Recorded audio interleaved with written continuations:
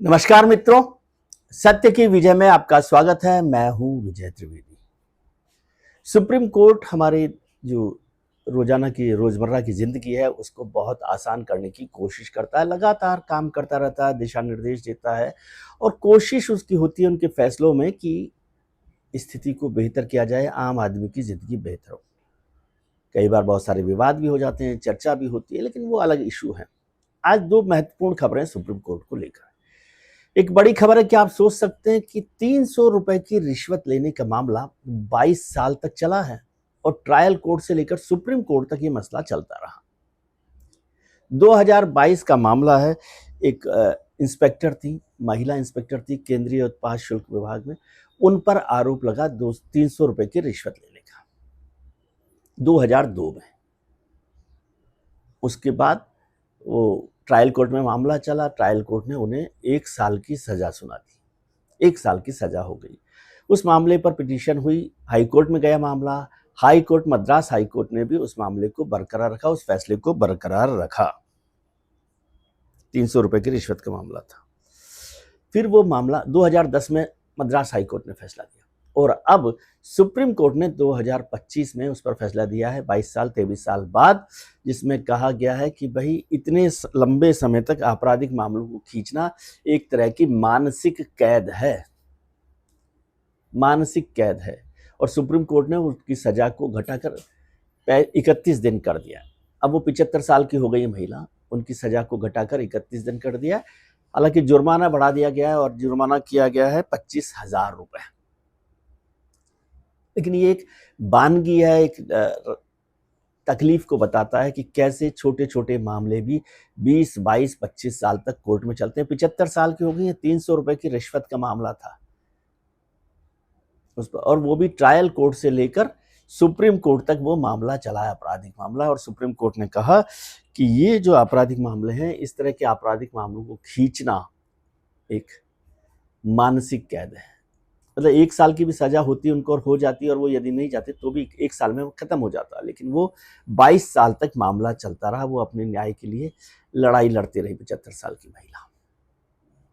खैर, ऐसे केस होते हैं। मुझे लगता है कि सुप्रीम कोर्ट जब इस तरह की बात करता है तो जो हाई कोर्ट्स हैं, लोअर कोर्ट्स हैं, उनको इस पर ध्यान रखना चाहिए कि कैसे ये फैसलों पर सुनवाई जल्दी हो और तुरंत में फैसला किया जाए या एक टाइम फ्रेम बनाया जाए। जो बहस आजकल चल रही है, याद होगा ना आपको, गवर्नर साहब की, प्रेसिडेंट साहब की और सुप्रीम कोर्ट की, कि भाई 3 महीने में बिल पास नहीं करते तो आप उनको स्वीकृत मान लें। तो किसी साहब ने सुप्रीम कोर्ट में कहा, बताया कि यदि आप फैसले नहीं देते हैं कुछ समय तक तो क्या उन फैसलों को बरी मान लिया जाए। ये बहस तो अलग तरीके से चल रही है, लेकिन सुप्रीम कोर्ट ने एक बहुत ज़बरदस्त ये टिप्पणी की है जो हमारी न्यायिक व्यवस्था को बताता है और कहता है कि आप जल्दी से जल्दी मामलों को सुलझाएं। अब दूसरा मामला एक गंभीर मामला है। ये सुप्रीम कोर्ट का अंदरूनी मामला है। सुप्रीम कोर्ट में एक जज साहब का, हाई कोर्ट से सुप्रीम कोर्ट में जज साहब के एलिवेशन को लेकर। आपको याद ही है कि सुप्रीम कोर्ट में, हाई कोर्ट में जजेज की नियुक्ति कॉलेजियम से होती है। तो जो सीजेआई साहब हैं, जस्टिस बी आर गवई, उनकी अध्यक्षता में 25 और 26 अगस्त को कॉलेजियम बैठा और उसमें 2 जजेज के एलिवेशन पर बात हुई। 2 जजेज का एलिवेशन हुआ और उनको एलिवेट कर दिया गया। एक थे बॉम्बे हाई कोर्ट के जस्टिस आलोक अरांधे साहब, जो सीजे है वहाँ की बॉम्बे हाई कोर्ट के, उनको सुप्रीम कोर्ट में अपॉइंटमेंट करने की, सुप्रीम कोर्ट में एलिवेट करने की बात हुई। और दूसरे हैं पटना हाई कोर्ट के विपुल मनोभाई पंचाली। तो पंचाली साहब हैं, विपुल मनोभाई पंचाली साहब, वो पटना हाई कोर्ट में हैं, सीजे चीफ जस्टिस। उनको भी एलिवेट कर दिया गया है कॉलेजियम ने और उनके एलिवेशन को सरकार ने भी मंजूरी दे दी और वो दोनों लोग अब सुप्रीम कोर्ट के जज हो गए हैं। जस्टिस पंचाली साहब जो हैं, विपुल मनोभाई पंचाली, उनके लिए महत्वपूर्ण है कि वो 3 अक्टूबर 2031 को संभवतः सुप्रीम कोर्ट के चीफ जस्टिस हो जाएंगे और 18 महीने तक चीफ जस्टिस रहेंगे। ऐसा होता है, ये सुप्रीम कोर्ट में जो जजेज होते हैं उनकी सीनियरिटी के हिसाब से ये सारा काम चलता है। अब जजेज का अपॉइंटमेंट कैसे होता है, एलिवेशन कैसे होता है? तो हाई कोर्ट से जब सुप्रीम कोर्ट में जजेज जाते हैं तो हाई कोर्ट के लिए उनकी रिकमेंडेशन होती है उसी कोर्ट में रहने वाले लोगों की तरफ से। तो 2 जजेज ने उनको एलिवेट करने की प्रशंसा की थी और उनको कहा था कि ठीक है। और जब ये मामला कॉलेजियम में आया तो कॉलेजियम को फैसला करना होता है। कॉलेजियम में एक जस्टिस बीवी नागारत्ना, जस्टिस नागरत्ना जो हैं, उन्होंने उस पर ऑब्जेक्शन किया, डिसेंट नोट दिया। ऑब्जेक्शन नहीं कहना चाहिए, उसे डिसेंट नोट दिया कि भाई उनको इस तरह से नियुक्ति नहीं देनी चाहिए। 2-3 कारण उन्होंने बताए। उसमें कहा गया कि जस्टिस नागरत्ना ने, जो सुप्रीम कोर्ट में है और वो भी सुप्रीम कोर्ट की सीजेआई बनने वाली हैं 2027 में, तो उनका जो कॉलेजियम में डिसेंट नोट था उसमें कहा गया कि एक तो उन्होंने सीनियरिटी को उस तरह से किया है जो रीजनल इम्बैलेंस हो रहा है उससे, क्योंकि गुजरात हाई कोर्ट के 3 जजेज अभी यहाँ पर हैं। वो पटना हाई कोर्ट से के चीफ जस्टिस हैं, लेकिन वो मूलतः गुजरात हाई कोर्ट के जज थे। गुजरात हाई कोर्ट से उनको वहाँ पर ट्रांसफ़र किया गया था 2016 में। 2016 में गुजरात हाई कोर्ट आए थे और वहाँ से उनको पटना हाई कोर्ट में भेजा गया। तो उन दोनों को पटना हाई कोर्ट में वो आए ट्रांसफ़र होकर 2023 में। तो जस्टिस नागरत्ना ने कहा कि एक तो उनका जब ट्रांसफ़र किया गया तो किन कारणों से किया गया था, क्या कोई शिकायत थी, क्या मामले थे, उस पर चर्चा होनी चाहिए।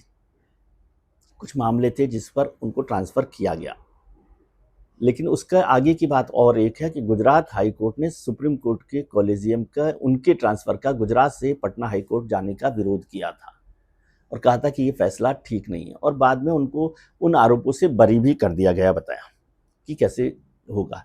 लेकिन अब ये मुद्दा महत्वपूर्ण हो गया है, कॉलेजियम ने उसको स्वीकृति दे दी। हाँ, एक और हैं जस्टिस ओका साहब, जो फॉर्मर जस्टिस हैं सुप्रीम कोर्ट के, जस्टिस अभय ओका। उन्होंने कहा है कि यदि किसी ने डिसेंट नोट दिया है जज ने, तो उस डिसेंट नोट को पब्लिक किया जाना चाहिए, सार्वजनिक किया जाना चाहिए कि उसमें क्या कारण बताए गए हैं। ये जुडिशरी की ट्रांसपेरेंसी के लिए, उसमें भरोसा बढ़ाने के लिए, उसमें विश्वसनीयता बढ़ाने के लिए बहुत ज़रूरी है। तो ये एक बड़ी बात हो गई है जिसको लेकर काफ़ी हंगामा हो रहा है। उनकी अभी 57th रैंक है सीनियरिटी में ऑल इंडिया पर जजेज के अंदर, जस्टिस पंचाली की, विपुल मनोभाई पंचाली की, आलोक अरांधे साहब तो हो ही गए हैं जैसा मैंने आपको बताया। और इसके साथ साथ सुप्रीम कोर्ट ने 14 जजेज का ट्रांसफ़र भी किया है। 14 जजेज का अलग अलग हाई कोर्ट से अलग अलग कोर्ट, हाई कोर्ट में, दूसरे हाई कोर्ट में, दूसरे स्टेट्स के हाई कोर्ट में किया है। उसमें इलाहाबाद शामिल है, दिल्ली शामिल है, राजस्थान शामिल है, गुजरात है, छत्तीसगढ़ है, केरल है और आंध्र प्रदेश है। इन राज्यों में 14 जजेज का ट्रांसफ़र किया गया। ये काम भी उनको करना होता है। जस्टिस बीवी नागरत्ना ने इस पर डिसेंट नोट दिया जस्टिस पंचाली के एलिवेशन को लेकर। अब तो हो गया है और वहाँ पर मतलब बहुमत से ही फैसला होता है। कॉलेजियम ने उस पर फैसला कर दिया और उसको सरकार ने भी मंजूरी दे दी और अब उनका अपॉइंटमेंट भी वहाँ पर हो गया है। लेकिन ये मुद्दा महत्वपूर्ण हो गया और उसमें जस्टिस जो ओका साहब हैं, फॉर्मर जज रहे हैं सुप्रीम कोर्ट के, उन्होंने कहा कि इस डिसेंट नोट को सार्वजनिक किया जाना चाहिए। उससे न्यायपालिका की, जुडिशरी की जो विश्वसनीयता है वो बढ़ेगी, उसमें भरोसा बढ़ेगा। और जस्टिस नागरत्ना ने क्या कहा, जस्टिस नागरत्ना भी सीजेआई होने वाले हैं 2027 में, तो उन्होंने क्या डिसेंट नोट में कहा है, इसको पब्लिक किया जाना चाहिए। वैसे तो अभी ये फाइल एक तरह से क्लोज हो गई है क्योंकि उनका नियुक्ति भी हो गई, कॉलेजियम ने जो मंजूरी दी उसे केंद्र सरकार ने भी मंजूरी दे दी और उनका अपॉइंटमेंट के भी ऑर्डर्स हो गए, बताए। तो अब जस्टिस विपुल पंचाली सुप्रीम कोर्ट में एलिवेट हो गए हैं, जस्टिस अरांधे भी सुप्रीम कोर्ट में हो गए और इसके साथ साथ जो सुप्रीम कोर्ट की जो एक मैक्सिमम नंबर ऑफ जजेज है या कंप्लीट जो बेंच जिसे कहते हैं वो 34 की है, वो पूरी हो गई है। हमेशा कुछ ना कुछ कमी रहती है, 1-2 जज कम रहते हैं, तो अब 34 जजेज की बेंच पूरी हो गई है जस्टिस अरांधे साहब के आने से और जस्टिस पंचाली साहब के आने से। और जस्टिस पंचाली साहब 2031 में जो उनका सीनियरिटी का सिस्टम होता है, सुप्रीम कोर्ट में हमेशा सीनियरिटी से चीफ जस्टिस बनाए जाते हैं, तो चीफ जस्टिस के तौर पर वो 2031 में, मेरे ख्याल से अक्टूबर 2031 में सुप्रीम कोर्ट के सीजेआई हो जाएंगे और 18 महीने तक 2033 तक वो सुप्रीम कोर्ट के सीजेआई वहाँ पर रहेंगे। महत्वपूर्ण मुद्दा है, जजेस की पूरी बेंच हो गई है, कंप्लीट हो गया है, तो उससे ये उम्मीद भी की जा सकती है, जो सुप्रीम कोर्ट ने कहा कि मामलों में देरी नहीं की जाए, लंबे खींचे नहीं जाए। ये तो लगातार बात होती है कि हजारों हजार केस लोअर कोर्ट में पेंडिंग है, हजारों हजार केस हाई कोर्ट में पेंडिंग है, सुप्रीम कोर्ट में भी जजेस की जो पेंडिंग केसेज हैं उसकी संख्या बहुत ज़्यादा है। बार बार छुट्टियों को लेकर भी कहा जाता है, कभी कहा जाता है कि प्राथमिकता दी जानी चाहिए। बहुत बार ये भी चर्चा होती है कि महत्वपूर्ण जो लोग होते हैं, बड़े जो लोग होते हैं, बड़े वकील साहब होते हैं, उनके मामलों की सुनवाई तो जल्दी हो जाती है, आम आदमी के मामलों की सुनवाई नहीं होती।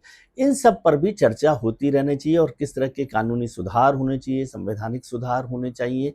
और ये बहस तो हमारे जो फॉर्मर वाइस प्रेसिडेंट साहब हैं, जगदीप धनखड़ साहब ने शुरू ही कर दी है कि सुप्रीम कोर्ट की सुप्रीमेसी और संसद की सुप्रीमेसी, जिस पर जस्टिस गवई ने कहा था कि सुप्रीमेसी सिर्फ संविधान की हो सकती है, तो वो बहस भी लगातार चल रही है। सुप्रीम कोर्ट की प्रेसिडेंशियल रेफरेंस पर काम सुप्रीम कोर्ट में हो ही रहा है, उसकी सुनवाई लगातार हो रही है।